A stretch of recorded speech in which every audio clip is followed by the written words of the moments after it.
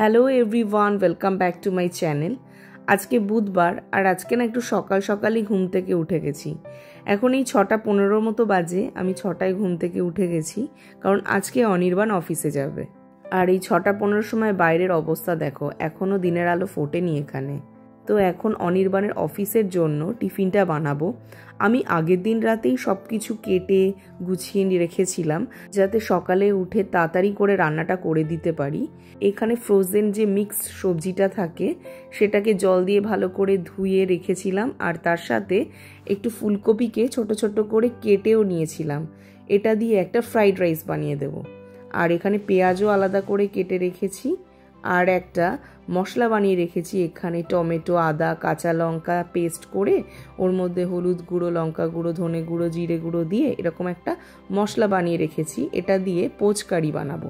তো একদিকে আমি সবজিটা ভাজতে দিয়ে দিলাম, আর এই পোলাওটার সাথে পোচ কারি খুব ভালো লাগে। তো তার জন্য একটা ফ্রাইং প্যানের মধ্যে আবার সাইডে পেঁয়াজটাকে ভাজতে দিলাম। পেঁয়াজটা খুব বেশি নরম হয়ে যাওয়ার আগেই মশলাটা ওর মধ্যে দিয়ে একসাথে ওটাকে কষাতে হবে। পেঁয়াজটা একদমই নরম যেন না হয়ে যায় আগের থেকেই। আর এদিকে দেখো আমার সবজিটা ভালো করে ভাজাও হয়ে গেছে। আর আগের দিন রাতেই না আমি ভাতটা করে রেখেছিলাম। এবার ওই ভাতটা ওর মধ্যে দিয়ে এটাকে ভালো করে মিক্স করে নিয়ে নুন, মিষ্টি আর একটু ঘি দিয়ে নিলেই আমাদের ফ্রাইড রাইস রেডি হয়ে যাবে। আমি যখনই এরকম অল্প পরিমাণে ফ্রাইড রাইস রান্না করি চেষ্টা করি ভাতটা একটু আগের থেকে করে রাখতে। ভাতটাকে যদি আগের থেকে করে ফ্রিজে রেখে দিই তাহলে দেখেছি ফ্রাইড রাইসটা খুব ঝরঝরে হয়। ফ্রাইড রাইসটা হয়ে যাওয়ার পর ডিম, আলু, পেঁয়াজ দিয়ে একদম ঝরঝরে করে একটু ব্রেকফাস্টের জন্য ম্যাগি বানিয়ে নিলাম। এত সকালে যেহেতু যাচ্ছে, তারপর গিয়ে কখন লাঞ্চ করবে, একটু ভারী ব্রেকফাস্ট না দিলে না হবে না। আর এইভাবে ম্যাগি বানিয়ে দিলে অনেকক্ষণ পেটেও থাকবে। আর এদিকে দেখলাম আমাদের মশলাটা পুরো কষে গেছে পোচকারির জন্য। এবার এই মশলাটাকে এরকম একটু পাতিয়ে দিয়ে উপর থেকে 4টে ডিমকে আমি ভেঙে দিয়ে দেব। এই ডিমের প্রিপারেশনটা না করতে খুব একটা বেশি টাইম লাগে না। আর উপর থেকে আমি একটু স্প্রিং অনিয়ন দিলাম। আমার কাছে ধনেপাতা নেই, তোমাদের যদি ধনেপাতা থাকে তাহলে উপর থেকে একটু ধনেপাতা দেবে, খেতে বেশ ভালো লাগে। এবার ডিমটাকে ঢাকা দিয়ে 5-7 মিনিট রেখে দেব, তাহলেই আমাদের পোচকারি রেডি হয়ে যাবে। আর এদিকে আমাদের ব্রেকফাস্টটাও রেডি হয়ে গেছে। এখানে দেখো পোচকারিটাও কিন্তু আমাদের একদম রেডি। 30 মিনিটের মধ্যে আমার সব খাবার রেডি হয়ে গেছে, যেহেতু আমি আগের দিন রাতেই সব কিছু গুছিয়ে রেখেছিলাম। ও যেহেতু বাসে যাবে তো ওই অফিস ব্যাগটাকে না টিফিন বক্স দিয়ে খুব একটা বেশি ভারী করব না। তো এরকম একটা ডাব্বার মধ্যে আমি পুরো খাবারটা দিয়ে দিচ্ছি। এখানে আছে একটু ফ্রাইড রাইস, পোচকারি আর একটু শসা কেটে দিয়েছি সাথে। আর এটা তো গেল লাঞ্চ। আর সাথে টুকটাক খাবারের জন্য এখানে রোস্টেড কর্ন আছে। এরম ধরনের টুকটাক খাবার আমি ঘরেতে আগে রেখে দিই, এরকম প্যাকেট থেকে টিফিন বক্সে ঢেলে দিলাম। আর এখানে একটা প্রোটিন বার দিয়ে দিলাম, যদি গাড়িতে যেতে আসতে কখনো খিদে পায় এগুলো বার করে খেতে পারবে। ওকে ব্রেকফাস্টটা দিয়ে দিই, এবার ও বেরিয়ে যাবে।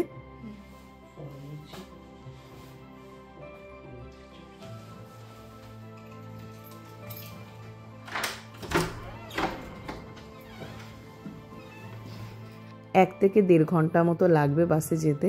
সকালে ঘুম থেকে উঠে তাড়াতাড়ি করে আগে কিচেনে চলে এসেছিলাম, তো একটু ফ্রেশ হওয়া হয়নি। ফ্রেশ হয়ে নিয়ে ম্যাগিটা বেড়ে নিলাম। এবার একটু জানলার ধারে বসে শান্তিতে ব্রেকফাস্ট করব। আর এখন দিনের আলোও ফুটে গেছে, বাইরে ঠান্ডা পড়েছে সেটা দেখো বোঝা যাচ্ছে। এই যে কাচের জানলাটা দেখেছো, রাতে মনে হয় এরকম শিশির পড়েছে। আর সকালবেলা বাইরে বেরিয়েও দেখছি বেশ একটু ঠান্ডা ঠান্ডা লাগছে।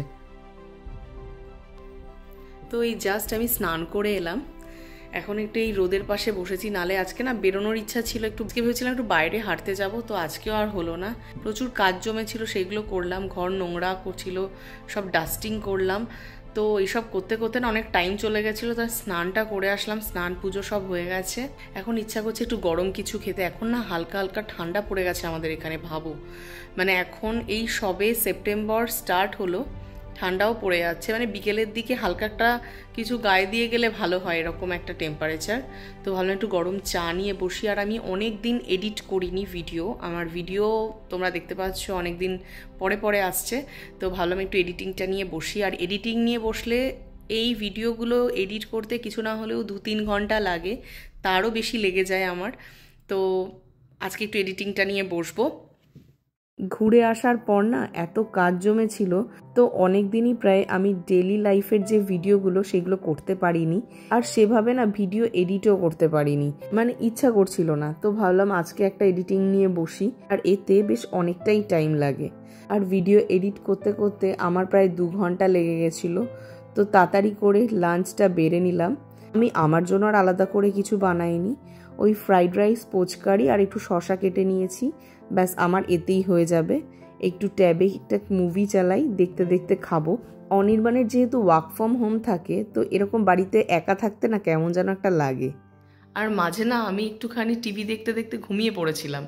তো এখন অনির্বাণ ফোন করে বললো ও আসছে। তো অনির্বাণ আসার আগে না একটু ইন্ডিয়ান স্টোরে গেছিলো, আর এখানকার ইন্ডিয়ান স্টোরগুলোতে আবার এই চপ, সিঙ্গারা এসব পাওয়া যায় বিকেলের দিকে। তো যখনই কোনো ইন্ডিয়ান স্টোরে যায় ও কিছু না কিছু নিয়ে আসে। তো আজকেও বললো কিছু স্ন্যাক্স নিয়ে আসবে। আমি ভাবলাম একটু চা করি। ইন্ডিয়ান স্টোরে গেছিলো, তো এরকম একটা মিষ্টির প্যাকেট নিয়ে এসছে। এটা কেসার রসমালাই নানকের, খুব ভালো খেতে হয় এগুলো।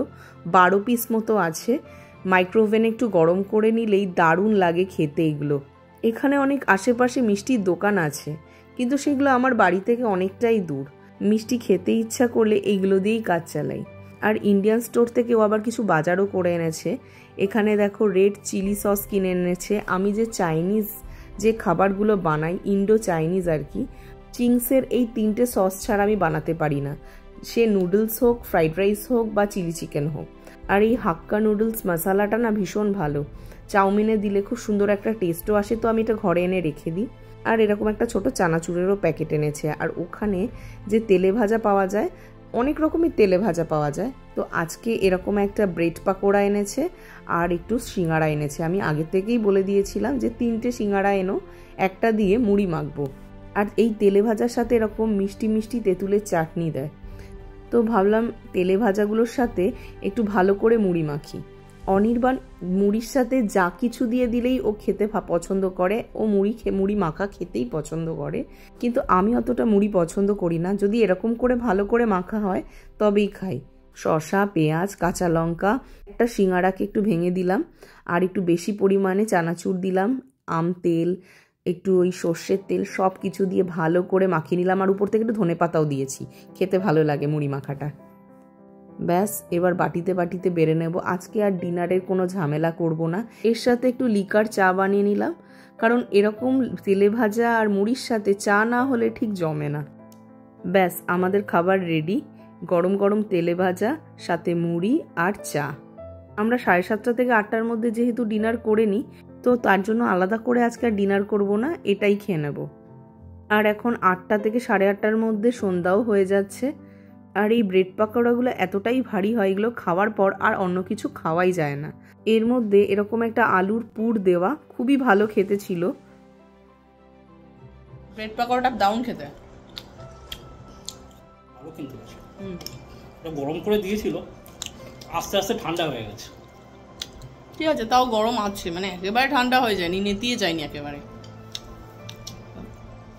ভিডিওটা আজকে এখানেই শেষ করছি। ভিডিও ভালো লাগলে লাইক, কমেন্টস, শেয়ার করে দিও। আর তোমরা যদি কেউ আমার চ্যানেলে নতুন হও, তাহলে কিন্তু অবশ্যই আমার চ্যানেলটাকে সাবস্ক্রাইব করে নিও।